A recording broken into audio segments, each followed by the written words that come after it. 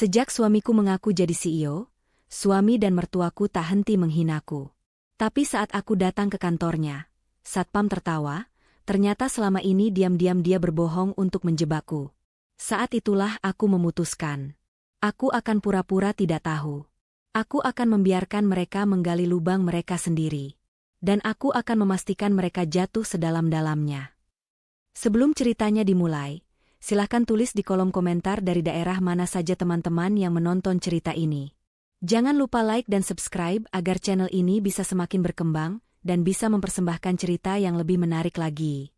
Lantai keramik dingin terasa menembus telapak kaki Winda saat ia selesai membersihkan dapur. Sudah pukul 10 malam, dan ini adalah ritualnya. Menunggu kepulangan Tony, suaminya, sambil memastikan tidak ada satupun piring kotor tersisa di wastafel. Ibu Imah, mertuanya, sudah mendengkur di kamarnya. Keheningan di rumah kecil itu terasa berat, seolah menekan pundaknya yang seringkali ia sembunyikan di balik balutan hijab sederhananya. Winda menghela napas, jemarinya yang lelah mengusap tepi meja makan yang mengilap.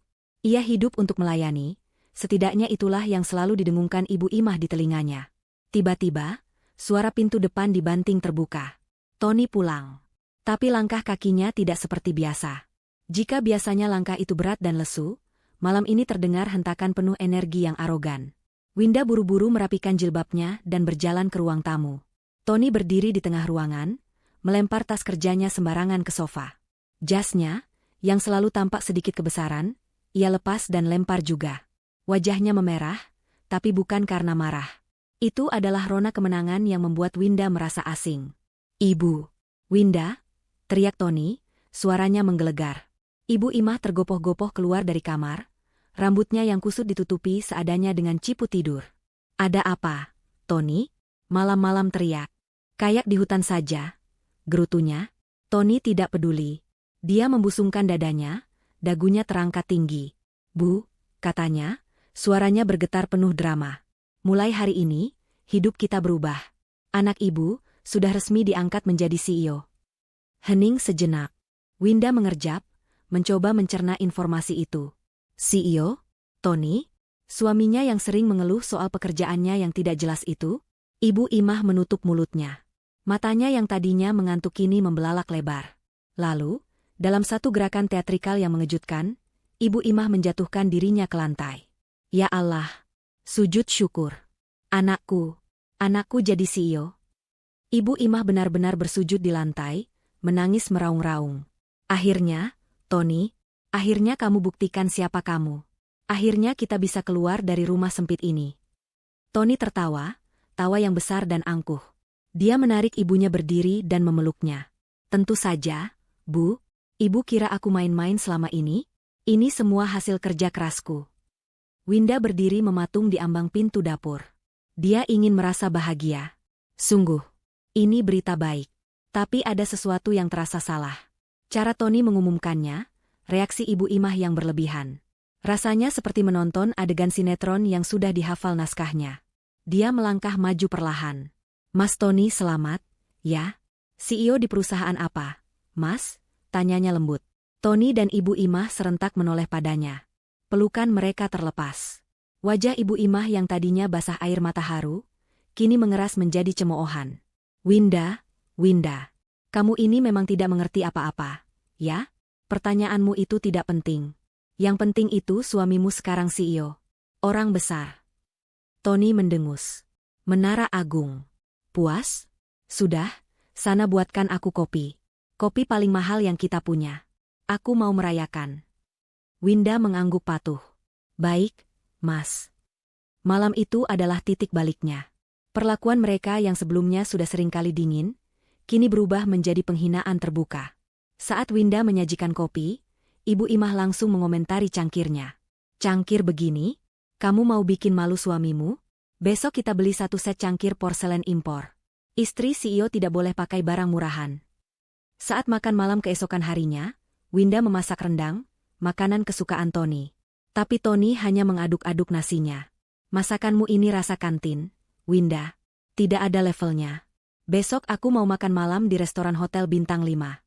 Kamu harus belajar standar hidup kita yang baru." "Tapi, Mas." Winda mencoba bersuara. "Tapi apa? sela Tony tajam. Kamu itu sekarang istri pejabat tinggi perusahaan. Dandan sedikit. Lihat jilbabmu itu, kusam. Tidak pantas. Malu-maluin aku saja. Kamu itu tidak usah banyak tanya urusan kantor. Otak kamu tidak akan sampai. Urus saja dapurmu, dan pastikan kamu terlihat pantas bersanding denganku. Winda menunduk, menelan nasi yang terasa seperti pasir. Hinaan itu adalah strategi. Dia bisa merasakannya. Mereka ingin dia merasa kecil. Merasa bodoh. Merasa tidak pantas. Setiap hari, Ibu Imah akan membandingkannya dengan istri-istri pejabat yang ia lihat di televisi. Lihat itu. Tasnya saja ratusan juta. Kamu, pakai tas hadiah pernikahan yang sudah buluk. Winda hanya diam. Dia menelan semuanya. Tapi dia bukan wanita bodoh. Dia cerdas, hanya saja kesabarannya sering disalahartikan sebagai kepasrahan. Dia tahu suaminya. Tony itu pemalas. Tony tidak punya riwayat pendidikan yang cemerlang. Bagaimana bisa dia melompat menjadi CEO di Menara Agung, salah satu gedung perkantoran paling elit di kota? Kecurigaan itu memuncak seminggu kemudian. Ibu Imah sedang pamer kepada tetangga lewat telepon, menceritakan betapa mewahnya kantor baru Tony. Winda, yang sedang mengepel lantai, mendengar percakapan itu. Iya, Jeng. Ruangannya di lantai paling atas. Pemandangannya seluruh kota. Ada meja kayu jati asli, kursinya saja puluhan juta. Tony, yang sedang duduk di sofa sambil membaca koran, lebih tepatnya, memelototi halaman bursa saham yang tidak ia mengerti, merasa terganggu dengan suara Winda mengepel. Dia berdecak kesal. Kamu ini berisik sekali, sih? Hardiknya. Winda berhenti. Maaf, Mas. Tony, mungkin karena kesal atau mungkin karena ingin pamer lagi, mengeluarkan ponselnya. Dia membuka sebuah foto dan menyodorkannya ke wajah Winda. Nih, lihat. Biar otak udangmu itu ada gambaran. Ini ruanganku. Lihat. Lebih besar dari seluruh rumah ayahmu, tahu. Winda terpaksa melihat foto itu. Memang benar. Sebuah ruangan mewah. Meja besar mengilap, kursi kulit hitam yang gagah, dan jendela raksasa dari lantai ke langit-langit yang menunjukkan pemandangan kota dari ketinggian. Tony duduk di kursi itu, tersenyum pongah ke arah kamera, mengenakan jas yang rapi. Winda ingin memalingkan muka, tapi matanya menangkap sesuatu. Sesuatu yang sangat janggal. Di pantulan jendela kaca raksasa di belakang Tony. Pantulannya agak buram, terdistorsi oleh cahaya matahari sore. Tapi Winda bisa melihatnya dengan jelas. Sosok yang mengambil foto itu. Sosok itu memegang ponsel. Dan di belakang sosok itu, ada pantulan Tony. Bukan Tony yang sedang duduk di kursi CEO. Tapi Tony yang sedang berdiri di dekat pintu. Dan di pantulan itu, Tony tidak mengenakan jas. Di pantulan buram itu, Winda melihat suaminya mengenakan seragam. Seragam dua warna, biru muda dan biru tua. Persis seperti seragam yang biasa dipakai para petugas kebersihan atau office boy di gedung-gedung besar. Jantung Winda berdebar kencang. Dia pasti salah lihat. Itu hanya trik cahaya. Pantulan yang menipu. Dia menarik napas, mencoba menenangkan diri. Kenapa? Kaget? Terpana kamu, kan? Ejek Tony, menarik kembali ponselnya. Winda memaksakan senyum tipis. Hebat, Mas. Ruangannya bagus sekali. Tentu saja. Sahut Ibu Imah dari seberang ruangan, masih memegang telepon. Suami siapa dulu? Tony. Winda kembali ke pekerjaannya, melanjutkan mengepel lantai. Tapi pikirannya tidak lagi di situ. Tangannya gemetar. Gambaran pantulan di jendela itu terus berputar di kepalanya. Seragam biru itu. Kecurigaan yang tadinya hanya bisikan kecil, kini berubah menjadi lonceng alarm yang memekakan telinga. Ada sesuatu yang sangat salah dengan suaminya. Hari-hari berikutnya, tekanan di rumah itu semakin menjadi-jadi. Winda kini benar-benar diperlakukan seperti pembantu yang tidak dibayar. Setiap pagi, Ibu Imah akan memberinya daftar tugas yang tidak masuk akal. Membersihkan setiap sudut rumah sampai mengilap, memasak 3 jenis lauk berbeda untuk sarapan Tony, dan memastikan kemeja, CEO, suaminya licin sempurna tanpa satupun kerutan. Winda menuruti semuanya dalam diam. Bukan karena takut, tapi karena dia sedang mengamati. Tony semakin arogan. Dia pulang semakin malam, seringkali membawa kantong belanjaan berisi barang-barang bermerek yang Winda tahu harganya mahal. Dia akan melempar kantong itu ke depan Ibu Imah. Nih, Bu. Tas baru. Biar Ibu pantas jadi ibunya CEO. Ibu Imah akan memekik girang, memamerkan tas itu pada Winda. Lihat. Ini baru hidup. Kamu kapan mau ganti jilbab bulukmu itu, Winda? Malu aku lihatnya. Winda hanya tersenyum. Dia memperhatikan, tidak satupun barang bermerek itu dibelikan untuknya. Dia juga memperhatikan, Tony seringkali menerima telepon dengan gugup. Dia akan berjalan ke halaman belakang, berbicara dengan suara pelan dan marah, lalu kembali ke dalam rumah dengan wajah stres yang coba ia tutupi dengan amarah. Suatu malam, Winda sedang menyiapkan makan malam ketika Tony dan Ibu Imah memanggilnya ke ruang tamu. Keduanya duduk di sofa dengan ekspresi serius yang dibuat-buat. Ini adalah rapat. Dan Winda tahu, dia adalah targetnya. Winda, duduk, kata Tony, nadanya memerintah. Winda duduk di kursi kayu kecil di seberang mereka, kedua tangannya tertaut di pangkuan. Ibu Imah berdeham, memulai sandiwara. Winda, kamu ini sayang tidak sama suamimu? Sayang tidak sama keluarga ini? Winda menatap mertuanya. Tentu saja saya sayang, Bu. Bagus kalau begitu, Ibu Imah mengangguk-angguk. Kalau sayang, kamu pasti mau membantu suamimu. Tony ini lagi ada proyek besar. Iya, kan, Nak? Tony mengangguk, mengambil alih. Dia mencondongkan tubuhnya ke depan, memasang wajah seorang pebisnis ulung. Begini, Winda. Aku jelaskan pakai bahasa sederhana, ya, biar kamu mengerti. Dia sengaja berhenti, menikmati penghinaan kecil itu. Perusahaan sedang mau ekspansi. Kita mau buka cabang baru di luar negeri. Ini proyek offshore yang sangat sensitif. Butuh modal cepat. Suntikan dana segar. Winda diam, mendengarkan dengan saksama.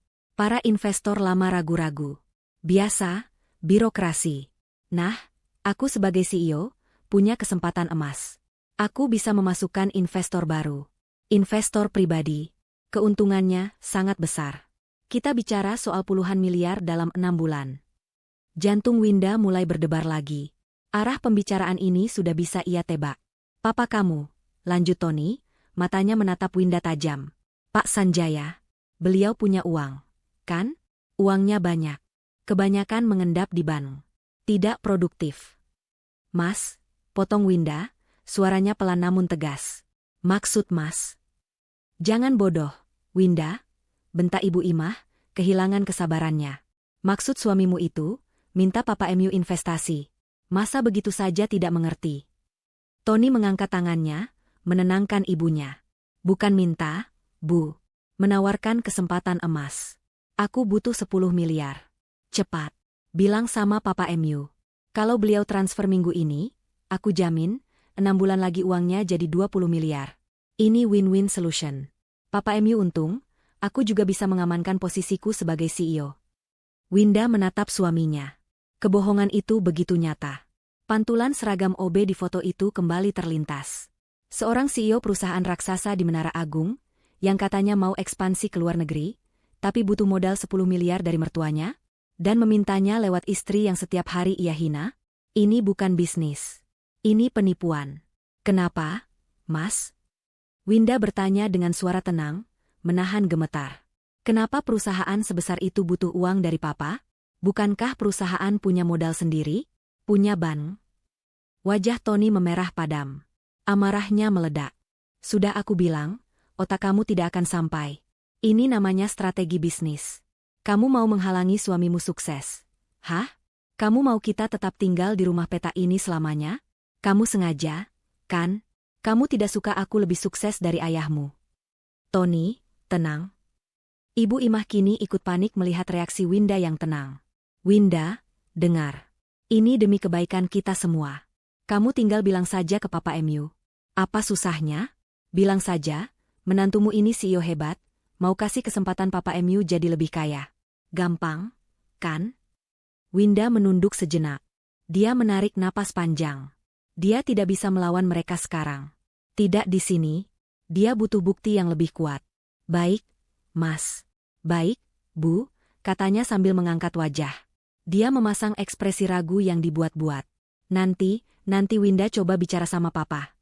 Tony dan Ibu Imah saling pandang. Mereka mengira sudah menang. Tony tersenyum miring. Bagus. Memang seharusnya begitu. Jangan sampai kamu jadi istri durhaka yang menghalangi rezeki suami. Winda mengangguk, lalu berdiri. Saya permisi ke dapur dulu. Melanjutkan masak. Saat dia berbalik, senyum miring Tony dan Ibu Ima berubah menjadi senyum kemenangan yang licik. Winda mendengarnya, tapi dia terus berjalan. Di dapur, tangannya mencengkeram tepi meja begitu erat hingga buku-buku jarinya memutih. Dia harus tahu yang sebenarnya. Dia harus pergi ke Menara Agung. Keesokan harinya, Winda berdandan rapi.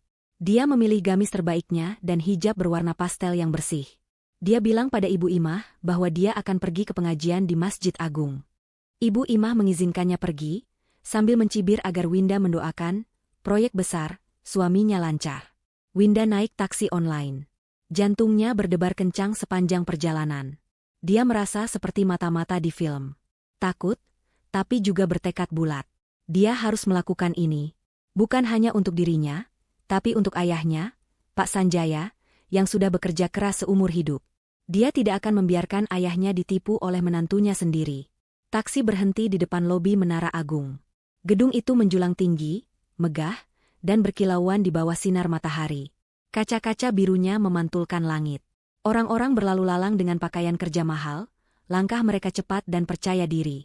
Untuk sesaat, Winda merasa kecil. Dia merapikan jilbabnya. Mungkinkah dia yang salah? Mungkinkah Tony benar-benar bekerja di sini? Mungkinkah pantulan foto itu hanya imajinasinya? Dia menarik napas, melangkahkan kakinya masuk ke lobi yang dingin ber-AC.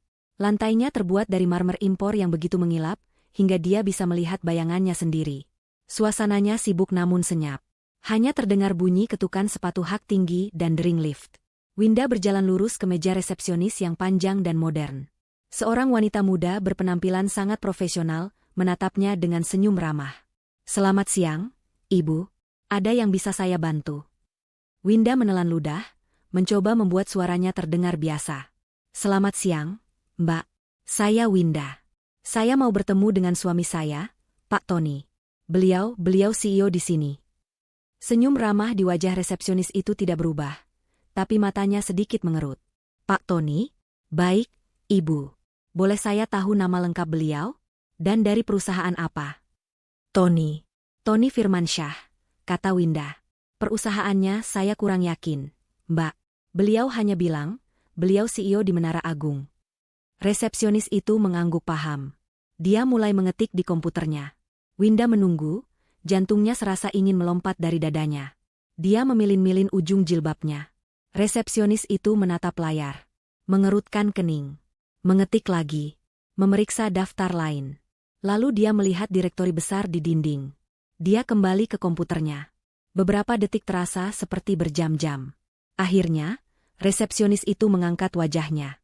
Senyumnya masih profesional, tapi ada nada bingung yang tidak bisa disembunyikan. "Maaf, Ibu Winda." Jantung Winda berhenti berdetak. "Saya sudah periksa direktori seluruh perusahaan di gedung ini," lanjut resepsionis itu. "Tidak ada nama Tony Firmansyah di jajaran direksi atau CEO kami." Mungkin salah eja," suara Winda bergetar. Resepsionis itu menggeleng pelan. "Saya sudah cari berdasarkan nama Tony saja. Tidak ada satupun CEO di seluruh gedung Menara Agung ini yang bernama Tony." Darah serasa mengalir dari wajah Winda. Kakinya lemas. Jadi benar. Semua itu bohong. Tapi suami saya." Resepsionis itu menatapnya dengan iba. "Maaf, Ibu. Mungkin suami Anda bekerja di gedung lain?" Winda tidak bisa berpikir. Kebohongan ini terlalu besar. CEO palsu. Untuk apa? Untuk menipu ayahnya. Rasa marah yang dingin mulai menjalar di hatinya. Dia harus pergi dari sini. "Ah, baiklah, Mbak. Mungkin saya yang salah dengar. Terima kasih banyak. Maaf mengganggu." "Sama-sama, Ibu." Winda berbalik badan, berjalan terhuyung-huyung menuju pintu keluar. Kepalanya pusing. Jadi, apa pekerjaan Tony sebenarnya? Bagaimana dia bisa mengambil foto di ruang CEO itu? Dan di mana dia sekarang? Saat Winda hampir sampai di pintu putar, dia melihat seorang satpam yang berdiri tegak di dekat posnya. Satpam itu, Pak Agus, tampak ramah dan kebapakan. Winda tiba-tiba mendapat ide. Resepsionis mungkin hanya tahu nama-nama besar. Tapi satpam tahu semua orang yang keluar masuk gedung. Winda mengubah arah dan berjalan menghampiri Pak Agus. Dia harus memastikan satu hal lagi. Winda berjalan pelan menuju pos satpam. Pak Agus, pria berumur 50-an dengan kumis rapi dan seragam yang licin, memperhatikannya datang dengan tatapan bertanya yang ramah. Dia tampak seperti orang yang bisa dipercaya, tipe pria yang telah melihat ribuan orang datang dan pergi setiap hari. Winda menguatkan hatinya. Dia harus terdengar seyakin mungkin. "Permisi, Pak." Suara Winda sedikit bergetar, tapi dia memaksanya agar tetap stabil. Pak Agus tersenyum. "Iya, Bu. Ada yang bisa saya bantu?" "Begini, Pak. Saya Winda, istri dari Pak Tony. Beliau CEO di salah satu perusahaan di sini. Saya mau mengantarkan makan siang, tapi ponselnya tidak aktif. Tadi saya tanya resepsionis, tapi mereka tidak menemukan namanya." Winda sengaja mengucapkan kalimat itu, berharap Pak Agus bisa mengklarifikasi. Pak Agus mengerutkan keningnya dalam-dalam. "CEO? Namanya Pak Tony?" "Iya, Pak. Tony Firmansyah," ulang Winda. Pak Agus menatap Winda dari atas ke bawah. Tatapannya bukan merendahkan, tapi penuh kebingungan, seolah Winda baru saja memberitahunya bahwa langit berwarna hijau. Dia lalu tertawa kecil, tawa canggung yang ditahan. "CEO? Tony?" ulangnya sekali lagi. "Maaf, Bu. Ibu ini bercanda, ya?" Dada Winda terasa sesak. "Saya serius, Pak. Suami saya bilang." "Tony?" potong Pak Agus, masih dengan nada tidak percaya. "Setahu saya, yang namanya Tony di gedung ini, cuma satu orang, Bu. Dan dia..." Pak Agus menghentikan kalimatnya, seolah tidak enak hati. Dia melihat Winda yang berhijab rapi, wajahnya tulus dan penuh harap. Pak Agus seperti tidak tega. Dia kenapa, Pak?" desak Winda, suaranya kini nyaris berbisik. Pak Agus menghela napas. Dia seperti membuat keputusan. "Ibu jangan tersinggung, ya. Tapi yang namanya Tony di sini, itu..." Tepat saat itu, bel lift service di seberang lobi berbunyi. Pintu lift yang terbuat dari baja kusam itu terbuka. Pak Agus menunjuk dengan dagunya ke arah lift tersebut. "Nah, itu orangnya. Ibu lihat saja sendiri." Winda menelan ludah. Jantungnya berdebar sangat kencang, memukul-mukul rusuknya seperti ingin keluar. Dia memutar tubuhnya perlahan. Matanya menyipit, fokus ke pintu lift servis yang terbuka. Seorang pria keluar dari lift itu. Pria itu mendorong troli pembersih yang tinggi, penuh dengan ember, kain pel, botol-botol cairan pembersih, dan kantong sampah kuning. Pria itu mengenakan seragam. Seragam dua warna, biru muda di bagian atas, dan biru tua di bagian celana. Punggungnya agak bungkuk karena lelah, dan keringat membasahi pelipisnya. Pria itu berhenti sejenak untuk menyeka keringat di dahinya dengan lengan seragamnya. Dan Winda melihat wajahnya. Dunia Winda seakan berhenti berputar. Lantai marmer di bawah kakinya terasa bergoyang. Itu Tony. Itu suaminya. Suaminya yang arogan. Suaminya yang menghinanya. Suaminya yang mengaku sebagai CEO. Tony Firmansyah. Seorang office boy. Pria yang mengepel lobi. Pria yang membuang sampah. Pria yang pantulannya ia lihat di foto, ruang CEO, itu. Seragam itu. Seragam mobe. Semuanya nyata. Tony belum melihatnya. Dia sibuk mengatur botol di trolinya. Winda berdiri membeku. Napasnya tertahan di tenggorokan. Dia tidak bisa bergerak. Dia hanya bisa menatap. Menatap pria yang telah membohonginya, membohongi ibunya, dan kini berencana menipu ayahnya. Pak Agus menatap Winda dengan iba. "Itu Tony, Bu. Petugas kebersihan. Dia biasa shift malam, tapi hari ini dia tukar shift pagi. Orangnya baik, rajin."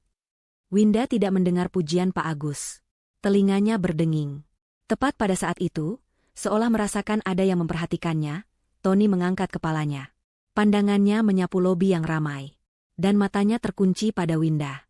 Waktu benar-benar berhenti. Winda melihat rahang Tony jatuh. Matanya membelalak ngeri. Wajahnya yang tadi lelah dan berkeringat, kini berubah pucat pasi seperti mayat. Botol pembersih yang sedang ia pegang jatuh dari tangannya, menimbulkan bunyi keras di lantai marmer. Klang. Beberapa orang menoleh, termasuk Tony. Tapi matanya cepat-cepat kembali menatap Winda. Dia membeku di tempat, troli pembersihnya menjadi saksi bisu. Winda bisa melihat kepanikan murni di matanya. Ketakutan seorang penipu yang tertangkap basah. Semua emosi bergolak di dalam diri Winda. Rasa sakit, amarah, kecewa, penghinaan. Dia ingin berlari ke sana, menampar wajahnya, menjerit di depan semua orang. Pembohong, penipu. Tapi dia tidak melakukannya. Dalam sepersekian detik yang terasa seperti selamanya itu, otaknya bekerja dengan cepat. Jika dia membuat keributan sekarang, Tony akan punya alasan. Dia akan mengelak. Dia akan memutarbalikkan fakta. Dia akan menjadikan Winda terlihat seperti istri gila. Tidak. Dia tidak akan memberi Tony kepuasan itu. Rencana jahat suaminya dan ibu mertuanya melintas di benaknya. 10 miliar. Investasi. Harta ayahnya. Tidak. Permainan ini belum selesai. Dengan sisa kekuatan yang dia miliki, Winda mengalihkan pandangannya dari Tony. Dia memutuskan kontak mata itu. Dia menatap Pak Agus, yang memandangnya dengan prihatin.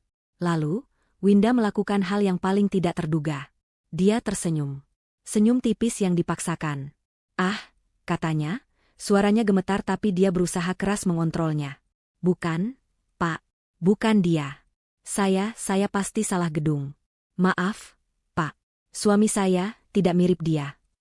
Winda segera mengeluarkan ponselnya dari dalam tas.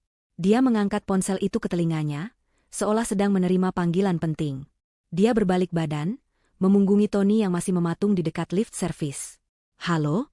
Halo, Pak." Winda mulai berjalan cepat menuju pintu keluar. "Iya, ini Winda." "Oh, Papa di kantor?" Iya, Pak." Dia tidak menoleh ke belakang. Dia tidak peduli jika Tony mengejarnya atau memanggilnya. Dia hanya perlu keluar dari gedung itu. Dia berjalan melewati pintu putar, matanya lurus ke depan, napasnya tersengal-sengal. Dia berhasil. Dia keluar dari lobi. Udara panas di luar langsung menerpa wajahnya, kontras dengan dinginnya AC di dalam. Dia terus berjalan, ponsel masih menempel di telinga. Dia berjalan menyusuri trotoar, gemetar hebat, sebelum akhirnya memberi isyarat pada taksi yang lewat. Begitu pintu taksi tertutup, benteng pertahanannya runtuh. Winda terisak. Bukan isakan keras, tapi isakan pelan yang menyakitkan. Air mata mengalir deras membasahi hijabnya. Dia menutup mulutnya agar sopir taksi tidak mendengar. Dia menangis bukan hanya karena dibohongi. Dia menangis karena penghinaan yang dia terima selama ini. Dia, seorang sarjana ekonomi yang memilih menjadi istri rumah tangga demi mengabdi pada suami, dihina habis-habisan oleh seorang pria yang bahkan tidak punya keberanian untuk jujur soal pekerjaannya. "Otak kamu tidak akan sampai," ejekan Tony bergema di telinganya. Ironis. Sangat ironis. Dia menangisi kebodohannya sendiri karena mempercayai pria itu. Dia menangisi Ibu Imah, yang ternyata adalah komplotan jahat, bukan sekadar mertua cerewet. Mereka berdua. Mereka merencanakan ini. Foto itu. Seragam di pantulan itu. Itu nyata. Tony sengaja mengambil foto di ruang CEO kosong saat sedang bersih-bersih. Tujuannya satu, menipu Pak Sanjaya. Winda menangis selama 10 menit perjalanan. Sopir taksi itu meliriknya dari kaca spion dengan cemas, tapi tidak berkata apa-apa. Lalu, Winda berhenti. Dia menarik napas dalam-dalam. Dia menyeka air matanya dengan punggung tangannya. Selesai. Cukup. Rasa sakit itu berubah menjadi sesuatu yang lain. Sesuatu yang dingin, keras, dan tajam. Amarah. Bukan amarah buta, tapi amarah yang terfokus. Jika Tony dan Ibu Imah ingin bermain drama, baiklah. Winda akan menurutinya. Tapi mereka salah memilih pemeran utama wanita. Mereka pikir mereka mendapatkan domba yang penurut. Mereka tidak tahu, mereka baru saja membangunkan seekor singa betina. Dia akan mengikuti permainan mereka. Dia akan membiarkan mereka menggali lubang mereka sendiri. Dia akan memberi mereka tali, dan dia akan menonton mereka menggantung diri mereka sendiri dengan keserakahan mereka. Winda merapikan hijabnya. Dia melihat pantulan wajahnya di jendela taksi. Matanya merah dan bengkak, tapi tatapannya kini tajam. "Putar balik, Pak," katanya tiba-tiba. "Kemana, Mbak?" tanya sopir taksi. "Supermarket. Saya mau beli bahan-bahan masakan mewah. Saya akan memasak makan malam paling enak malam ini." Sopir itu bingung, tapi menurut. Winda bersandar di kursi. Rencana mulai tersusun di kepalanya. Dia akan menjadi istri, CEO, yang paling penurut. Dia akan menjadi umpan yang sempurna. Dan dia akan memastikan, saat jebakannya terpasang, tidak akan ada jalan keluar bagi Tony dan Ibu Imah. Permainan baru saja dimulai. Winda tiba di rumah 1 jam kemudian, menenteng 2 kantong belanjaan besar berisi bahan makanan mahal. Daging sapi impor, udang galah segar, sayuran organik, dan beberapa bumbu impor yang harganya selangit. Dia sengaja menggunakan sisa uang belanja yang diberikan Tony. Dia perlu membangun panggungnya. Ibu Imah sedang menonton televisi di ruang tamu. Suara sinetron sore memenuhi ruangan. Dia melirik Winda dengan curiga. "Dari mana saja kamu?" Katanya, "Pengajian? Kok pulangnya bawa belanjaan sebanyak ini? Buang-buang uang." Winda tersenyum, senyum termanis yang bisa ia kumpulkan.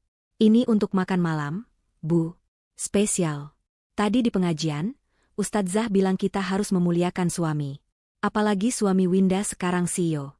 Winda mau masak enak malam ini." Kecurigaan di wajah Ibu Imah luntur, digantikan oleh ekspresi puas. "Nah, begitu. Itu baru benar. Sudah sadar kamu rupanya. Bagus.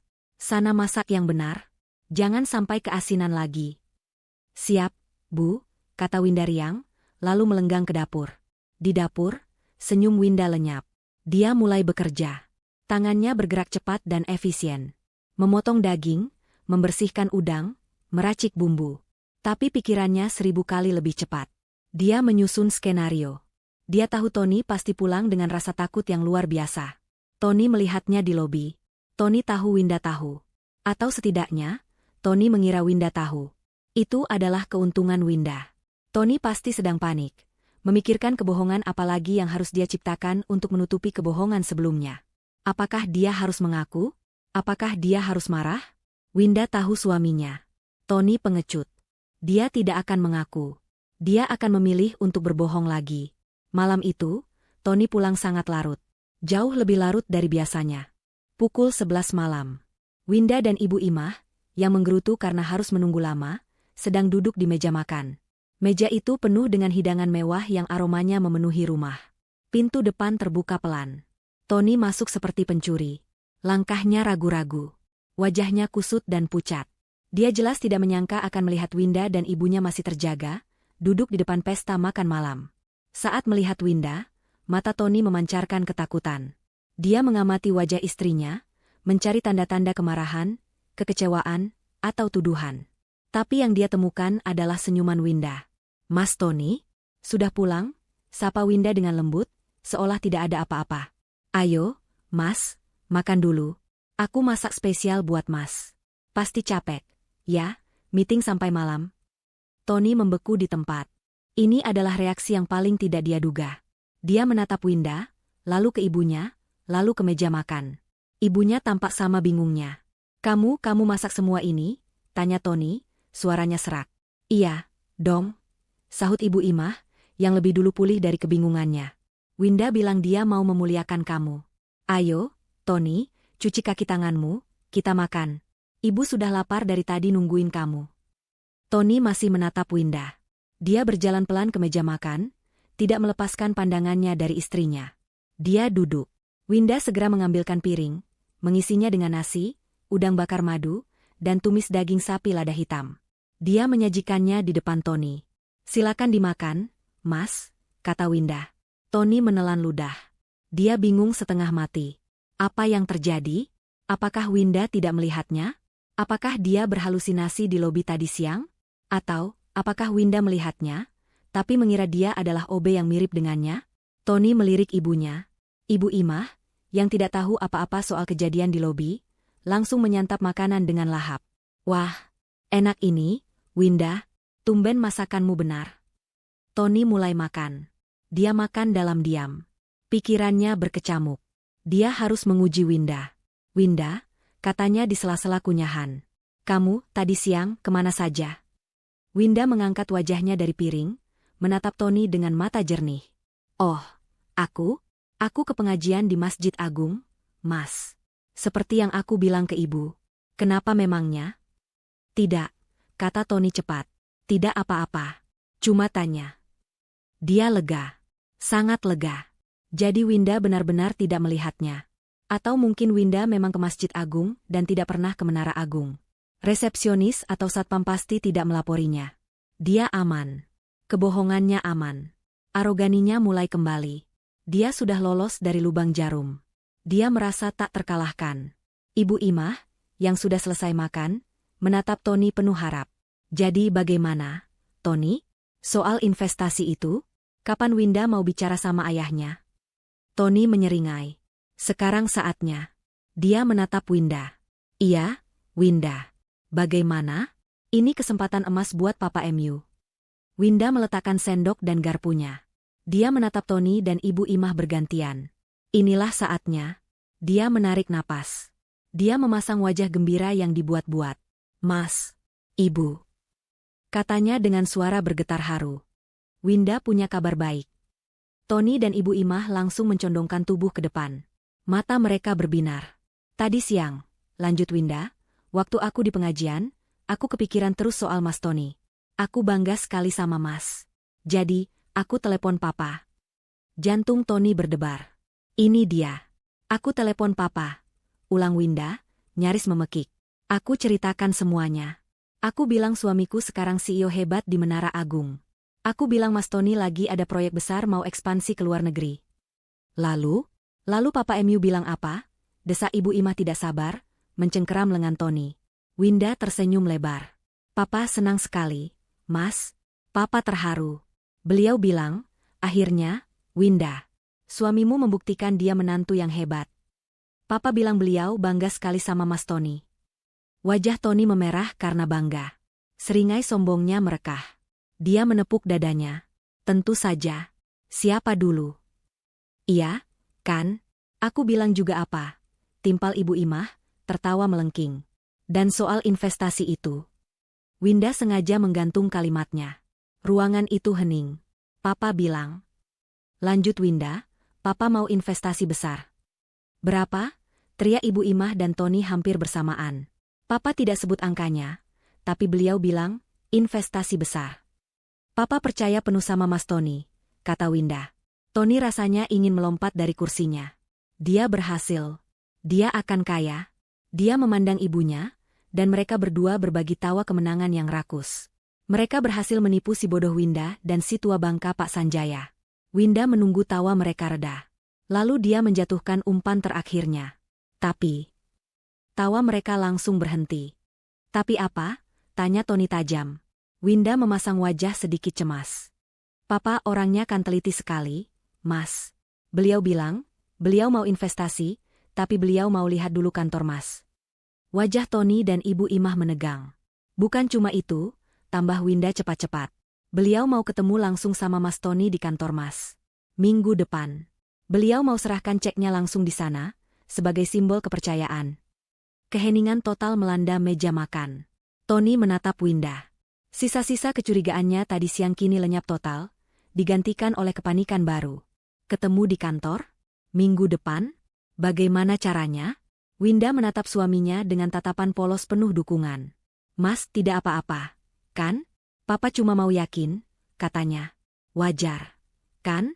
Mas pasti bisa atur. Kan? Mas kan CEO. Kalimat terakhir itu adalah kunci. Mas kan CEO. Itu adalah sanjungan sekaligus tantangan. Tony, yang egonya sudah melambung setinggi langit karena pujian palsu dari Pak Sanjaya, tidak mungkin mundur. Mundur berarti mengakui ada yang salah. Dia menelan ludah. Dia melirik ibunya. Ibu Imah memberinya tatapan, atur saja bagaimanapun caranya. Tony memaksakan tawa. Tawa yang kaku. Tentu saja bisa, sayang. Hal kecil itu. Bilang sama Papa MU, atur saja waktunya. Minggu depan, aku akan sambut beliau di kantorku. Dengan karpet merah. Asyik. Winda bertepuk tangan seperti anak kecil. Aku tahu Mas Tony pasti bisa. Aku bangga sekali. Winda berdiri. Ya sudah, Winda bereskan piring dulu, ya. Kalian lanjut saja mengobrolnya. Dia membawa piring-piring kotor ke dapur. Begitu dia membelakangi mereka, senyum di wajahnya lenyap. Dia mendengar Tony dan Ibu Imah mulai berbisik-bisik panik di meja makan. Gimana ini, Tony? Kantor? Tenang, Bu. Aku bisa sewa. Aku bisa atur. Yang penting uangnya cair.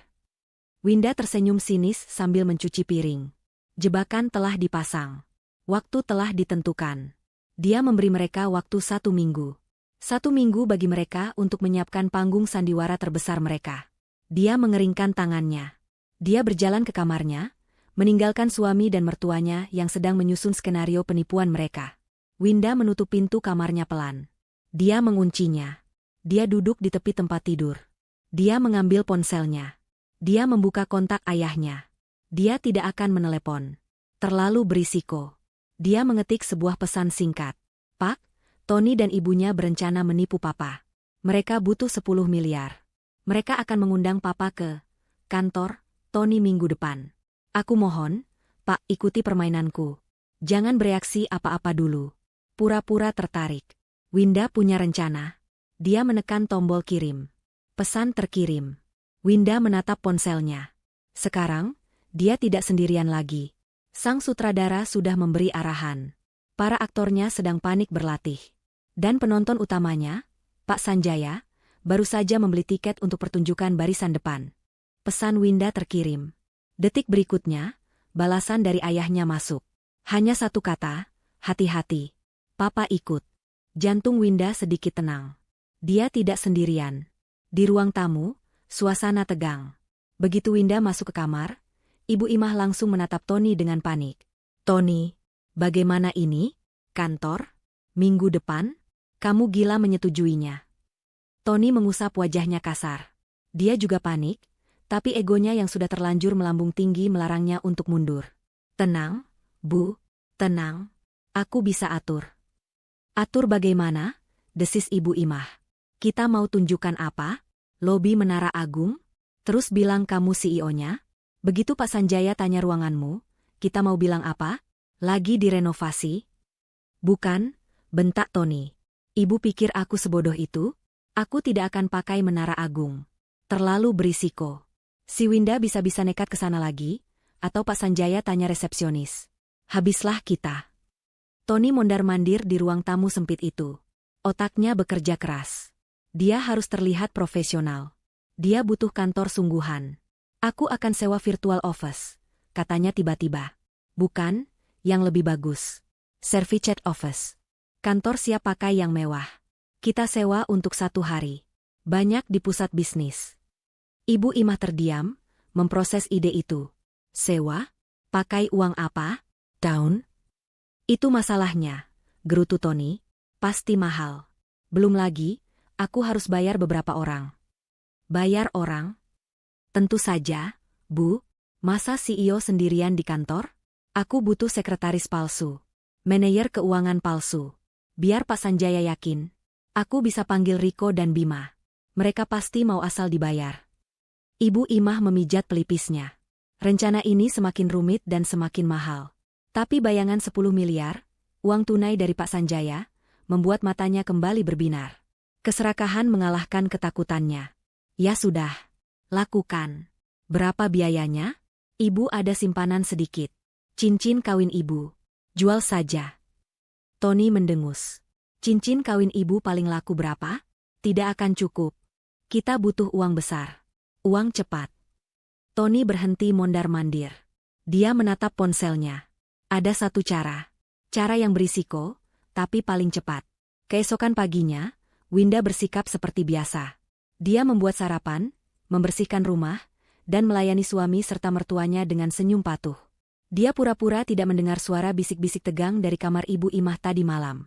Dia juga pura-pura tidak melihat Tony yang sibuk menelepon di teras, berbicara dengan nada memelas tapi mendesak. Siang itu, Winda izin keluar lagi. Kali ini dia bilang mau membeli benang rajut. Ibu Imah mengizinkannya, terlalu sibuk memikirkan rencana besar mereka. Tapi Winda tidak pergi ke toko benang.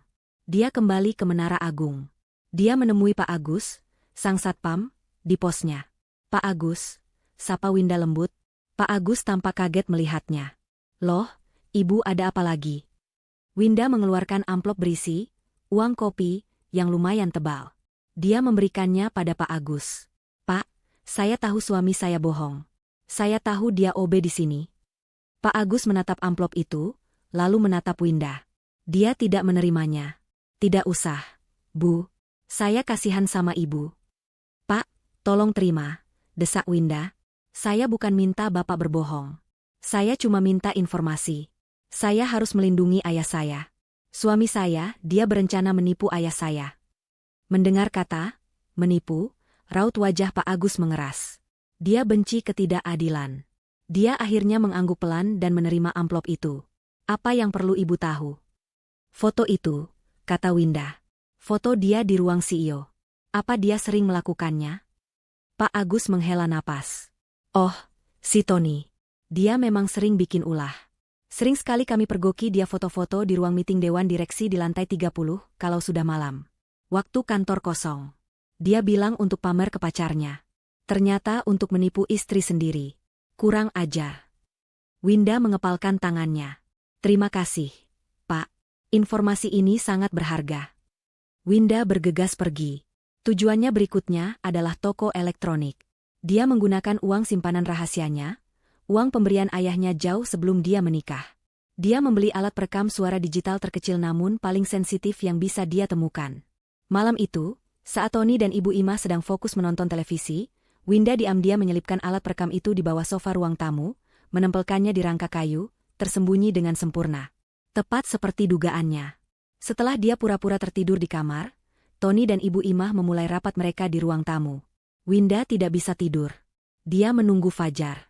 Pagi-pagi sekali, sebelum Tony dan Ibu Imah bangun, dia mengambil kembali alat perekam itu. Dia masuk ke kamar mandi, mengunci pintu, dan menyumpal telinganya dengan earphone. Apa yang dia dengar membuat darahnya membeku. Suara Tony, berhasil, Bu, cair, 50 juta. Memang bunganya gila, tapi tidak masalah. Lunas begitu uang si tua bangka itu masuk. Suara Ibu Imah, bagus. Cepat kamu sewa kantornya. Gedung yang paling mewah. Jangan tanggung-tanggung. Bayar juga si Riko dan Bima. Suruh mereka pakai jas. Suara Tony, tenang, Bu. Sudah beres. Gedung Premier Tower, lantai 25. Sudah aku sewa untuk hari Rabu. Riko jadi manajer keuangan, Bima jadi sekretaris. Aku sudah cetak kartu nama palsu. Sempurna. Suara Ibu Imah, pintar anak ibu. Setelah Pak Sanjaya tanda tangan cek, langsung kita cairkan. Habis itu, terserah kamu, Tony. Mau kamu apakan si Winda itu? Sudah tidak ada gunanya dia. Suara tawa Tony terdengar. Iya, Bu. Kita ceraikan saja si Winda bodoh itu. Kita nikmati hidup kita. Tangan Winda gemetar hebat. Dia menyimpan rekaman itu. Air matanya nyaris jatuh, tapi dia menahannya. Ini bukan waktunya menangis. Ini waktunya berperang. 50 juta. Tony baru saja mendapatkan uang tunai 50 juta dari pinjaman online. Uang itu untuk menjebaknya. Winda tersenyum dingin. Uang itu harus dia habiskan. Winda keluar dari kamar mandi dengan wajah segar, seolah dia baru saja tidur nyenyak. Dia sudah tahu apa yang harus dia lakukan. Uang pinjol Tony tidak boleh utuh sampai hari Rabu. Dia harus mengacaukan anggaran mereka. Dia menghampiri Tony dan Ibu Imah yang sedang sarapan di meja makan. Keduanya tampak sangat gembira pagi itu. Senyum mereka lebar, seolah baru memenangkan lotre. Tentu saja, pikir Winda, mereka merasa 10 miliar sudah di depan mata. Pagi, Mas. Pagi, Bu. Sapa Winda dengan nada manja yang dibuat-buat. Pagi, sahut Tony singkat, terlalu sibuk dengan ponselnya. Mungkin sedang mengatur virtual office-nya. Winda duduk di depan mereka. Dia tidak menyentuh makanannya. Dia menunduk, memainkan ujung jilbabnya, dan mulai sesenggukan pelan. Isakan itu langsung menarik perhatian Ibu Imah. Kenapa lagi kamu ini? Pagi-pagi sudah menangis. Bikin sial saja. Tony mengangkat kepalanya, tampak kesal. Ada apa sih, Winda? Aku lagi sibuk. Winda mengangkat wajahnya. Matanya sengaja ia buat berkaca-kaca. Mas, Ibu, aku gugup sekali mau ketemu Papa hari Rabu. Gugup kenapa? Bentak Ibu Imah. Bagus. Kan? Papa MU mau kasih kita uang. Bukan itu, Bu, kata Winda sambil terisak. Aku malu. Malu sama penampilan aku. Tony dan Ibu Imah saling pandang, tidak mengerti. Winda melanjutkan. Papa itu orangnya sangat teliti. Beliau tahu semua harga barang. Beliau pasti lihat penampilanku dari atas ke bawah. Beliau tahu jilbabku ini sudah 3 tahun. Beliau tahu tasku ini tas murahan. Nanti beliau curiga, Mas. Curiga apa? Tanya Tony tajam. Curiga, masa istri seorang CEO penampilannya begini kusam? Masa istrinya tidak terawat? Nanti Papa berpikir Mas ini bohong. Nanti Papa tidak jadi investasi. Winda mengucapkan kalimat terakhir itu dengan nada panik. Perkataan Winda menusuk tepat di ketakutan terbesar mereka. Tony terdiam. Dia melihat Winda. Benar juga. Winda dengan gamis lamanya dan jilbab kusamnya memang tampak menyedihkan. Ayahnya yang kaya raya pasti akan curiga. Terus kamu maunya apa? Tanya Tony, suaranya sudah tidak sabar. Winda menatap suaminya dengan mata berbinar. Mas kan baru dapat bonus besar? Winda sengaja menyebut itu, dia tahu Tony baru dapat uang. Belikan aku perlengkapan baru, Mas. Biar aku pantas jadi istri CEO. Biar papa yakin 100%. Belikan aku tas baru, perhiasan, baju baru yang bagus. Ya, Mas? Ini demi kelancaran rencana kita, kan? Apa?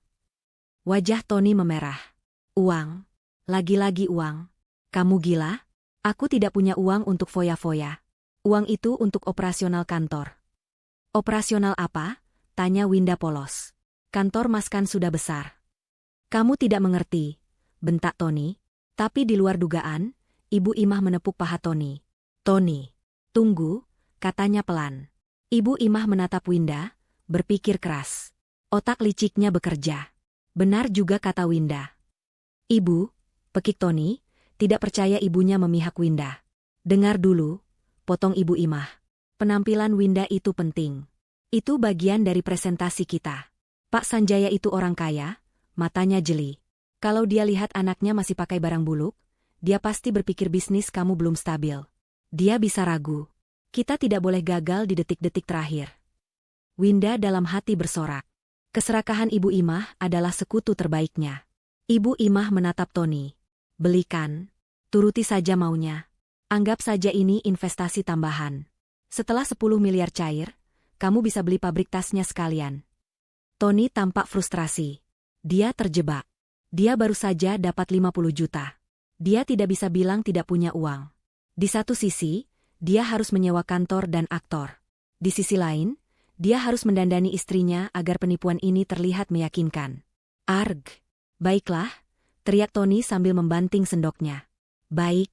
Siap-siap kamu. Kita ke mall sekarang. Tapi jangan banyak tingkah. Beli yang perlu saja. Iya, Mas. Terima kasih, Mas. Winda tersenyum penuh kemenangan. Hari itu, Tony terpaksa membawa Winda ke mall paling mewah di kota. Dengan hati yang terbakar amarah, dia menggesek kartu debitnya, menghabiskan uang pinjol berbunga tinggi itu. Winda, dengan akting polosnya, memilih tas bermerek yang harganya lumayan mahal. Yang ini saja, Mas. Kelihatannya profesional. Gesek. Saldo berkurang. Winda memilih set gamis dan hijab desainer. Warnanya kalem. Mas. Kelihatan mahal. Gesek. Saldo berkurang lagi. Winda berhenti di toko perhiasan. Papa pasti cari cincin di jariku. Yang ini saja, Mas. Gelang emas tipis. Biar tidak kosong. Gesek. Dalam 3 jam, Tony telah menghabiskan hampir 20 juta dari uang pinjolannya. Wajahnya pucat. Uang untuk menyewa kantor dan membayar Riko Bima menipis. Saat mereka berjalan pulang ke parkiran, Winda menenteng semua tas belanjaannya dengan wajah berseri-seri. Tony menggerutu di belakangnya. Di tengah kekesalannya, Tony tidak sadar Winda sedang mengirim pesan singkat ke ayahnya. Pak, aku berhasil kuras sebagian uangnya. Mereka makin panik. Hari Rabu, di Premier Tower, lantai 25. Pastikan papa siap. Di rumah, Ibu Imah menyambut mereka. Dia memeriksa barang-barang belanjaan Winda dengan mata berbinar. Bagus. Bagus. Nah, begini baru pantas jadi menantuku. Ibu Imah kemudian menatap Tony yang sedang duduk merosot di sofa. Sudah, jangan lemas begitu. Anggap saja uang hilang sedikit. Nanti hari Rabu kita dapat gantinya 1000 kali lipat. Ibu Imah tertawa puas, lalu mengelus tas baru Winda. Sabar, ya, nak Tony. Nanti kalau uang Papa Sanjaya sudah cair, kita beli pabrik tasnya. Winda, yang sedang pura-pura mencoba perhiasan barunya di depan cermin, tersenyum dingin. Dia mendengar kalimat itu. Kalimat yang sama persis dengan yang ada di rekamannya. Dia mengepalkan tangannya. Hari Rabu. 2 hari lagi. Hari penghakiman untuk Tony dan Ibu Imah. Hari Rabu. Hari haji udara di rumah kecil itu terasa sesak oleh antisipasi. Tony mondar-mandir di ruang tamu, mengenakan jas sewaan yang agak mengilap dan sedikit sempit di bahu. Dia sudah menyemprotkan parfumnya secara berlebihan, mencoba menutupi bau keringat dingin yang menguar dari tubuhnya. Uang pinjolannya sudah menipis drastis. Setelah dipakai Winda belanja 20 juta, dan dia membayar sewa kantor mewah serta gaji, Riko dan Bima. Uangnya tinggal sisa sedikit untuk operasional. Dia bertaruh besar hari ini. Ibu Imah tidak kalah heboh. Dia mengenakan gamis brokat paling meriah yang dia punya, warnanya kuning menyala. Kerudungnya penuh dengan payet berkilauan. Riasan wajahnya tebal dan menor. Dia tampak seperti orang yang baru pertama kali melihat kemewahan dan ingin menelannya bulat-bulat. Winda, sebaliknya, tampak tenang dan elegan. Dia mengenakan setelan gamis dan hijab desainer yang dibelikan Tony. Warnanya kalem, riasannya tipis. Tas bermerek baru itu tersampir anggun di bahunya. Dia adalah gambaran sempurna seorang istri pengusaha sukses yang santun. Dia adalah umpan yang sempurna. Ayo, cepat, bentak Tony pada Winda yang sedang mengunci pintu. Jangan sampai Papa MU menunggu. Kesan pertama itu penting. Winda hanya mengangguk patuh. Mereka bertiga masuk ke taksi online yang sudah dipesan Tony. Perjalanan menuju pusat kota terasa hening. Tony terus-menerus merapikan dasinya yang miring, sementara Ibu Imah sibuk bersuah foto di dalam taksi, memamerkan perhiasan imitasi di pergelangan tangannya. Mereka tiba di Le Ciel, restoran Prancis paling mahal di puncak gedung pencakar langit. Restoran itu dipilih sendiri oleh Pak Sanjaya. Ini adalah jebakan pertama. Tony menelan ludah saat melihat daftar harga di menu yang dipajang di lobi restoran. Harga satu porsi steak di sini setara dengan gaji OB-nya selama 2 minggu. Ayo, Mas. Papa sudah menunggu di dalam, kata Winda lembut, seolah tidak menyadari kegelisahan suaminya. Seorang pelayan mengantar mereka ke meja terbaik di dekat jendela, dengan pemandangan seluruh kota. Di sana, Pak Sanjaya sudah duduk dengan tenang. Beliau mengenakan kemeja batik tulis yang sederhana namun berwibawa. Dia tampak santai, berbeda sekali dengan Tony yang kaku seperti robot. Papa, sapa Winda, mencium tangan ayahnya. Winda, nak. Pak Sanjaya tersenyum hangat, lalu menatap Tony dan Ibu Imah. Tony, Ibu Imah, silakan duduk. Terima kasih sudah meluangkan waktu. Oh, tentu saja, Pak Sanjaya. Sibuk sekali kami ini, tapi demi calon investor, apapun kami lakukan. Ibu Imah tertawa melengking, menarik perhatian beberapa pengunjung lain. Tony buru-buru duduk. Selamat siang, Pak. Maaf sedikit terlambat, tadi ada urusan mendadak di bursa saham. Winda hampir tersedak. Bursa saham. Pak Sanjaya hanya tersenyum tipis. Tidak masalah. Silakan pesan. Winda, kamu yang pilihkan makanan untuk Papa. Winda memesan beberapa hidangan mahal dengan lancar. Tony dan Ibu Imah hanya bisa mengangguk-angguk, pura-pura mengerti nama-nama makanan itu. Setelah pelayan pergi, suasana menjadi serius. Pak Sanjaya menautkan jari-jarinya di atas meja. Jadi, Tony, Winda sudah cerita banyak soal kesuksesan kamu. CEO di Menara Agung, ya? Saya dengar mau ada ekspansi besar. Inilah saatnya. Tony berdeham. Dia mengeluarkan beberapa lembar kertas yang sudah dia cetak, berisi grafik palsu dan angka-angka omong kosong. Betul, Pak. Kami sedang dalam proses finalizing proyek offshore di Singapura. Ini prospeknya sangat profitable. Kami bicara soal return of investment yang masif. Tony mulai mempresentasikan bisnis palsunya. Dia menggunakan semua istilah bisnis yang dia hafal dari internet. Diversifikasi aset, akuisisi strategis, pangsa pasar baru. Winda menunduk, menahan senyum sinisnya. Suaminya bahkan salah mengucapkan kata akuisisi. Ibu Imah menambahkan bumbu. Betul itu, Pak Sanjaya. Tony ini otaknya encer sekali. Semua direksi di kantornya tunduk sama dia. Tiap hari meeting terus. Kadang saya kasihan, pulangnya malam terus. Pak Sanjaya mendengarkan semua itu dengan saksama. Dia mengangguk-angguk. Dia tidak membantah. Dia tidak bertanya detail. Dia hanya mendengarkan. Setelah Tony selesai dengan presentasinya yang gagap, dia menatap Pak Sanjaya dengan tegang. Menunggu reaksi. Pak Sanjaya bersandar di kursinya. Dia tersenyum lebar. Luar biasa, Tony. Luar biasa. Tony dan Ibu Imah tercengang. Semudah itu? Papa bangga sekali sama kamu. Lanjut Pak Sanjaya. Papa tidak salah pilih menantu. Kamu pekerja keras. Winda beruntung punya suami seperti kamu. Dan Papa beruntung punya menantu pebisnis hebat. Wajah Tony memerah karena bangga. Egonya melambung menembus atap restoran. Dia berhasil. Dia menipu pengusaha besar. Karena itu, kata Pak Sanjaya, nadanya mantap. Papa putuskan. Papa akan investasi. Ibu Imah menutup mulutnya, menahan pekikan. 10 miliar, kata Pak Sanjaya tegas. Mata Tony dan Ibu Imah membelalak liar. Mereka tidak bisa bernapas. Uang itu nyata. Papa sudah siapkan semuanya. Pak Sanjaya meraih tas kerjanya yang diletakkan di kursi sebelahnya. Dia mengeluarkan sebuah map kulit berwarna biru tua yang tebal. Dia meletakkannya di atas meja, di antara piring-piring mahal yang baru saja datang. Kita selesaikan ini sekarang, kata Pak Sanjaya. Ini kontrak investasinya.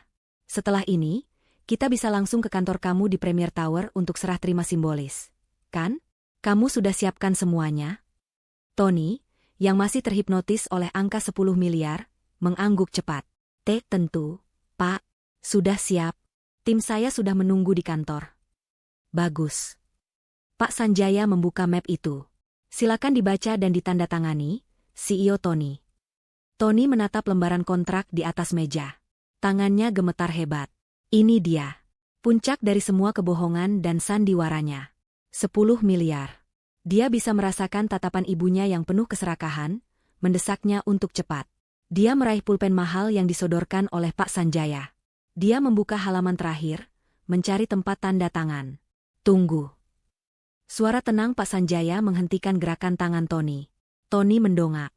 Wajah ayah mertuanya tidak lagi tersenyum ramah. Wajahnya datar, dingin, dan penuh perhitungan. Jangan buru-buru, Tony, kata Pak Sanjaya. Papa ini orang kuno. Papa selalu percaya, perjanjian harus dibaca dengan teliti. Apalagi ini menyangkut uang besar. Jantung Tony mulai berdebar tidak karuan. Iya, Pak. Tentu. Pak Sanjaya membalik beberapa halaman ke tengah kontrak. Dia menunjuk satu pasal dengan jari telunjuknya. Papa cuma mau kamu baca satu pasal ini. Pasal 5. Ini pasal standar di semua kontrak bisnis Papa. Pasal tentang kepercayaan dan konsekuensi. Coba kamu baca keras-keras. Tony menelan ludah. Ruangan restoran yang ramai tiba-tiba terasa senyap. Dia mencondongkan tubuhnya. Matanya menyapu tulisan di pasal 5. Dia membacanya dengan suara pelan dan bergetar. Pasal 5. Jaminan keterangan. Penerima investasi, dalam hal ini Saudara Tony Firmansyah, menjamin bahwa semua data, status, jabatan, dan informasi perusahaan yang diberikan kepada investor adalah benar adanya dan dapat dibuktikan secara hukum. Dia berhenti. Keringat mulai membasahi kerah kemejanya. Lanjutkan, perintah Pak Sanjaya, suaranya dingin. Tony melanjutkan. Apabila di kemudian hari ditemukan bahwa penerima investasi terbukti melakukan penipuan data, memberikan keterangan palsu mengenai jabatan, status perusahaan, atau itikat buruk lainnya. Bagian konsekuensinya, Tony, desak Pak Sanjaya. Tony gemetar. Maka penerima investasi wajib mengembalikan 200% dari total nilai investasi sebagai ganti rugi. Winda, yang diam sejak tadi, berbisik. 200% dari 10 miliar, itu 20 miliar. Mas? Mata Tony membelalak. 20 miliar. Ini jebakan. Dia tidak mungkin menandatangani ini. Dia menatap Pak Sanjaya dengan ngeri. Dia lalu melirik ibunya. Dia berharap ibunya mengerti bahayanya. Tapi Ibu Imah, yang dibutakan oleh angka 10 miliar, sama sekali tidak melihat adanya masalah. Dia hanya melihat angka 20 miliar sebagai gertakan. Kenapa diam, Tony? Desak Ibu Imah, menyenggol kaki Tony dengan keras di bawah meja. Tanda tangan. Papa MU kan percaya sama kamu. Itu kan cuma tulisan formalitas. Kamu kan memang CEO. Apa yang mau ditakutkan? Tapi, Bu. Bisik Tony, panik. Tanda tangan. Desis Ibu Imah lagi, matanya melotot. Jangan bikin papa mertuamu ragu. Cepat. Tony terjepit. Di satu sisi, ada denda 20 miliar yang mustahil. Di sisi lain, ada 10 miliar yang sudah di depan mata.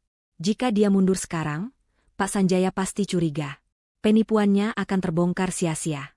Uang pinjol 50 juta akan menghantuinya. Dia akan hancur. Tapi jika dia tanda tangan, dia percaya dia bisa lolos. Riko dan Bima sudah menunggu. Kantornya sudah siap. Setelah tanda tangan, uang cair, dia bisa kabur bersama ibunya. Pak Sanjaya tidak akan bisa menemukannya. Didorong oleh keserakahan dan desakan ibunya, Tony membuat keputusan fatal. Dia mengambil pulpen itu. Dia memaksakan tawa kaku. Ah, pasal standar, ya, Pak. Tentu saja. Saya mengerti. Saya kan CEO betulan, jadi tidak ada yang perlu dikhawatirkan. Dengan tangan yang basah oleh keringat, Tony membubuhkan tanda tangannya di atas meterai. Nama, Tony Firmansyah, kini terikat secara hukum pada denda 20 miliar. Begitu pulpen terangkat, Pak Sanjaya langsung menarik kontrak itu. Beliau menutup mapnya. Wajahnya tetap datar. Bagus. Ibu Imah tersenyum lebar, merasa menang. Tony mencoba bernapas lega. Winda, yang sedari tadi menunduk, kini mengangkat wajahnya. Dia tersenyum. Senyum yang sangat dingin. Selamat ya, Mas Tony, kata Winda. Suaranya terdengar manis, namun penuh racun. Tony merasa ada yang tidak beres dengan senyum itu. Oh iya, Pak, Winda beralih ke ayahnya.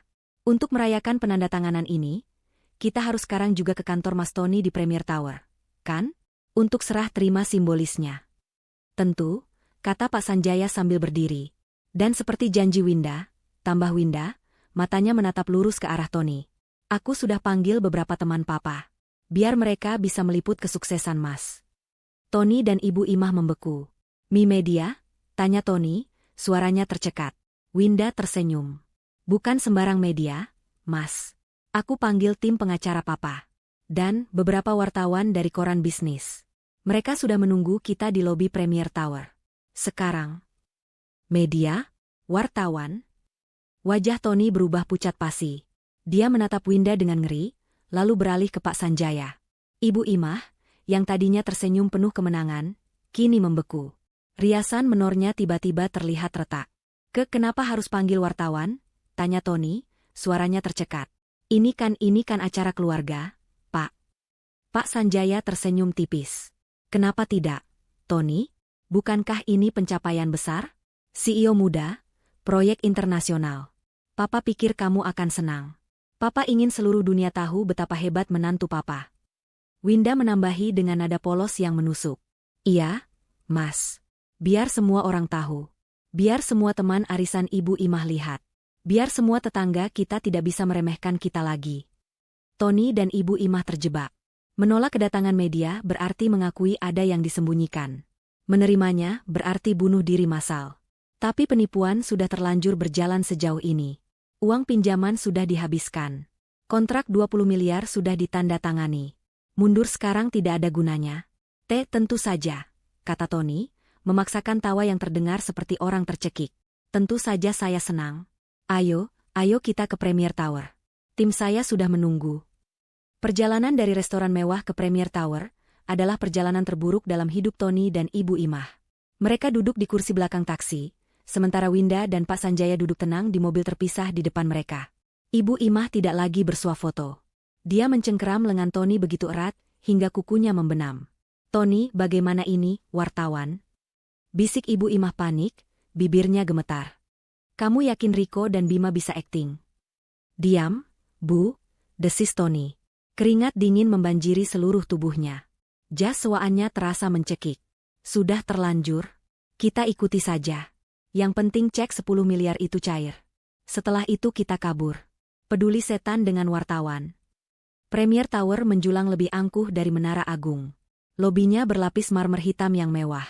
Dan benar saja, di dekat pilar utama, sekelompok 5 orang pria berjas rapi sudah menunggu. Mereka tidak terlihat seperti wartawan biasa. Mereka terlihat tajam dan serius. Sanjaya, sapa pria yang paling tua, menjabat tangan Pak Sanjaya. Tim kami sudah siap. Bagus, kata Pak Sanjaya. Kita dengar dulu presentasi dari menantu saya yang hebat ini. Baru kita liput. Tony merasa kakinya seperti jeli. Dia memimpin rombongan itu ke lift. Ibu Imah berusaha membusungkan dada, mencoba terlihat seperti ibu seorang konglomerat, padahal wajahnya pucat pasi. Winda berjalan anggun di samping ayahnya. Perjalanan naik ke lantai 25 terasa seperti 1 jam. Pintu lift berdenting dan terbuka, menunjukkan koridor mewah. Di ujung koridor, sebuah pintu kayu besar dengan plang kuningan bertuliskan, Tirta Mandiri Group, sudah terbuka. Nama perusahaan itu adalah karangan Tony semalam. Di dalam, Rico dan Bima, 2 teman pengangguran Tony, sudah berdiri kaku. Mereka mengenakan jas yang kebesaran, wajah mereka tegang. Ruangan itu adalah service office yang disewa Tony.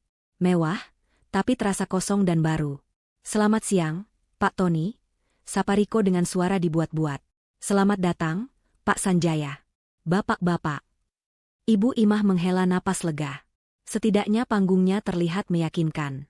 "Silakan duduk," kata Tony, berusaha mengendalikan suaranya yang gemetar. Dia berjalan ke depan, ke meja presentasi, pura-pura menyalakan laptop sewaannya. "Baik, seperti yang saya bilang di restoran tadi, perusahaan kita, Tirta Mandiri Group, sedang dalam proses finalisasi." Tony mulai mengoceh. Mengulang istilah-istilah yang dia hafal. Tapi dia tidak bisa fokus. Mata para wartawan itu menatapnya tanpa berkedip. Pak Sanjaya duduk tenang. Winda menatapnya dengan senyum sinis yang tidak lepas dari wajahnya. Tepat ketika Tony akan menampilkan grafik palsunya, pintu ruangan itu diketuk dengan keras. Bukan ketukan sopan. Brak, brak, brak, permisi. Pintu terbuka kasar. Seorang pria berseragam safari rapi masuk dengan wajah merah padam. Dia adalah manajer gedung Premier Tower. Di dadanya tersemat nama, Pak Binsar. Dan di belakangnya, berdiri Pak Agus. Satpam Menara Agung. Tony melihat Pak Agus. Darah serasa tersedot dari wajahnya. Dia membeku. "Maaf," kata Pak Binsar dengan nada tinggi. "Siapa yang bertanggung jawab di sini? Saudara Tony Firmansyah?" Tony hanya bisa mengangguk kaku. "Anda yang menyewa ruang pameran ini atas nama pribadi, kan?" lanjut Pak Binsar. Wajah Ibu Imah berubah bingung. "Ruang pameran? Sewa?" Pak Binsar tertawa sinis. "Iya, Bu. Ini servicet office harian. Bukan kantor permanen. Dan Anda," dia menunjuk Tony, "sudah melanggar aturan sewa. Anda membawa media dan rombongan tanpa izin. Anda membuat keributan. Kontrak sewa Anda saya batalkan. Silakan keluar sekarang juga." Ibu Imah ternganga. Sewa harian?" Pak Sanjaya berdiri. "Sabar, Pak Binsar. Saya investornya. Saya yang mengundang rekan-rekan ini." Pak Binsar menatap Pak Sanjaya. "Oh, Bapak investornya? Kalau begitu Bapak sedang ditipu. Orang ini," dia menunjuk Tony lagi, "bukan CEO. Dia penyewa 1 hari. Dia membayar pagi tadi dengan uang tunai." Kebenaran itu telak. Riko dan Bima langsung mengangkat tangan mereka. "Sumpah, Pak, kami cuma dibayar. Kami tidak tahu apa-apa." Dia bilang ini untuk kejutan ulang tahun. Tony bersandar di dinding, kakinya tidak sanggup lagi menopang tubuhnya. Ibu Imah mulai gemetar. Tony, ini tidak benar, kan? Bilang sama mereka, Tony, bilang kamu CEO." Di tengah kekacauan itu, Pak Agus melangkah maju perlahan. Dia menatap Tony, yang kini menunduk dalam-dalam, tidak berani menatap siapapun. Suara Pak Agus terdengar jelas di ruangan yang mendadak hening itu. "Mas Tony?" Tony tersentak. "Mas Tony, OB shift malam di Menara Agung, kan?" Hening. Kok nekat sekali, Mas? Ngaku jadi CEO? Pakai sewa kantor mewah segala? Buat apa, Mas?" Pertanyaan sederhana itu adalah paku terakhir di peti mati kebohongan mereka. Ibu Imah menjerit. Jeritan yang melengking, histeris, penuh kengerian dan rasa malu. "Oh, B? Office Bu?" Dia menatap Tony, lalu ke Pak Agus, lalu ke Winda. Para wartawan, yang sebenarnya adalah tim pengacara Pak Sanjaya, serentak maju, membuka map mereka, dan menyalakan perekam suara di ponsel mereka. Sandiwara telah berakhir. Ruangan kantor sewaan itu meledak dalam kekacauan. Ibu Imah histeris. Dia mencakar-cakar lengan Tony, mengguncangnya dengan brutal. "Tony, jawab, Tony. Ini tidak benar. Kamu bohong, kan? Bilang ini bohong." Tapi Tony tidak menjawab. Dia hanya bersandar di dinding, matanya kosong menatap lantai marmer palsu. Dia kalah. Kalah telak. Permainannya selesai. Di tengah jeritan Ibu Imah, Pak Sanjaya melangkah maju dengan tenang. Dia berjalan ke meja tempat Tony tadi berdiri. Dia mengambil kontrak yang baru saja ditandatangani Tony di restoran. Dengan gerakan pelan, dia melemparkan map kulit itu ke depan wajah Tony. Kertas-kertas berhamburan. "CEO palsu," desis Pak Sanjaya, suaranya dingin dan menusuk. Seorang OB yang punya akting hebat. Dia menunjuk kontrak yang jatuh di kaki Tony. "Itu tanda tanganmu. Itu pasal 5. Sesuai perjanjian kita yang sah secara hukum, kamu, Tony Firmansyah, sekarang berhutang padaku 20 miliar rupiah. Tim pengacara saya akan mengurus tagihannya. Sekarang. Ibu Imah berhenti menjerit. Napasnya tercekat. 20 miliar.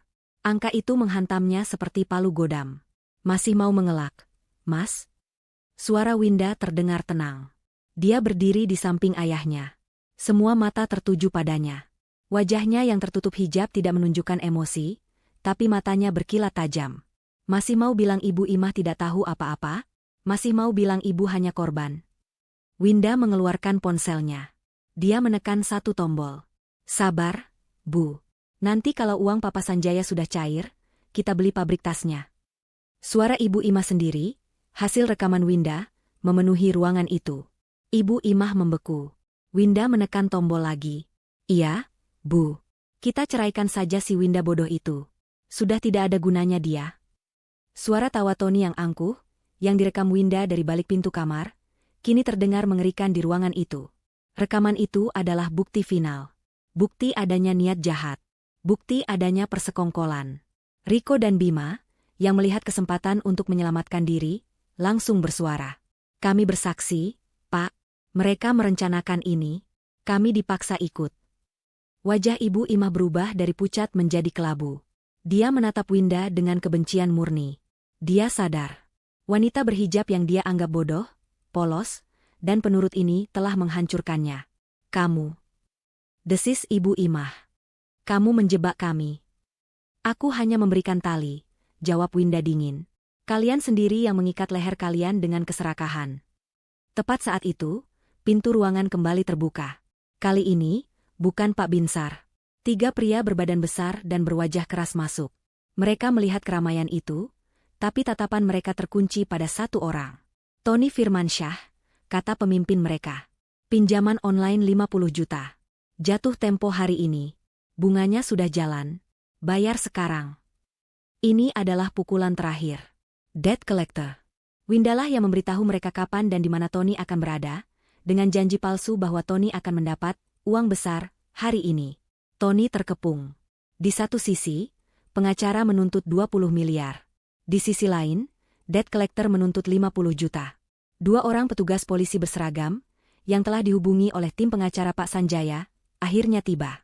Tony dan Ibu Imah tidak bisa berkutik. Mereka dituduh melakukan percobaan penipuan berat dan terencana. Buktinya tidak terbantahkan. Kontrak yang ditandatangani, rekaman suara pengakuan, kesaksian Pak Agus, dan pengakuan Riko Bima.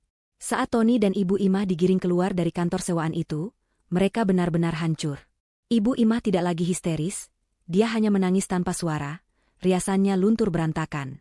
Tony berjalan seperti zombie, borgol mengilap di pergelangan tangannya. Di lobi, para debt collector itu menghadang mereka lagi, berteriak menuntut uang. Salah satu pengacara Pak Sanjaya melangkah maju. Semua aset kedua tersangka akan dibekukan oleh pengadilan. Termasuk rumah satu-satunya atas nama Ibu Imah. Aset itu akan kami sita sebagai pembayaran cicilan awal denda 20 miliar. Habis. Mereka kehilangan segalanya. Uang, kehormatan, kebebasan, dan rumah. Semuanya lenyap dalam satu sore. 6 bulan kemudian. Winda berdiri di depan jendela kaca raksasa di ruang kantornya. Dia menatap pemandangan kota. Ironisnya, dari kantor barunya, dia bisa melihat gedung Menara Agung, tempat semua ini dimulai. Dia bukan lagi Winda si istri rumah tangga yang diremehkan. Setelah perceraiannya dikabulkan dengan cepat, ayahnya memintanya kembali ke dunia yang dulu ia tinggalkan. Winda kini adalah direktur pengembangan bisnis di perusahaan ayahnya, Sanjaya Group. Dia adalah CEO dalam arti yang sesungguhnya. Dia baru saja selesai memimpin rapat akuisisi perusahaan baru. Rapat berjalan lancar. Dia berjalan keluar ruangan, stafnya mengangguk hormat. Presentasi yang bagus, Bu Winda. Terima kasih. Lanjutkan proposalnya, jawabnya tegas namun ramah. Di koridor, seorang OB muda tidak sengaja menyenggol trolinya hingga menumpahkan sedikit air di lantai. OB itu panik melihat Winda. Maaf, Bu, maaf. Saya akan bersihkan. Winda berhenti. Dia tersenyum. Senyum yang tulus. Tidak apa-apa, Mas. Hati-hati, ya. Lantainya licin. Semangat kerjanya. OB itu tertegun melihat kebaikan Winda, lalu tersenyum lega. Baik, Bu. Terima kasih. Winda melanjutkan langkahnya. Dia tiba di lobi gedungnya sendiri. Pintu mobil sedan mewah terbuka. Pak Agus, dengan seragam security pribadi yang gagah, membukakan pintu untuknya. Setelah insiden itu, Pak Sanjaya merekrut Pak Agus sebagai kepala keamanan pribadi Winda. Mobil siap, Bu Winda, kata Pak Agus hormat. Terima kasih, Pak Agus. Winda masuk ke mobil. Dia bersandar di kursi kulit yang nyaman. Dia teringat hari itu. Hari di mana dia melihat suaminya mendorong troli pembersih. Rasa sakit itu sudah lama hilang. Yang tersisa hanyalah rasa syukur atas kebenaran yang terungkap. Dia mengambil ponselnya, menelepon ayahnya. Halo, Pak. Rapatnya sukses. Aku pulang sekarang. Dia menutup telepon, menatap matahari terbenam yang mewarnai langit Jakarta, dan tersenyum damai.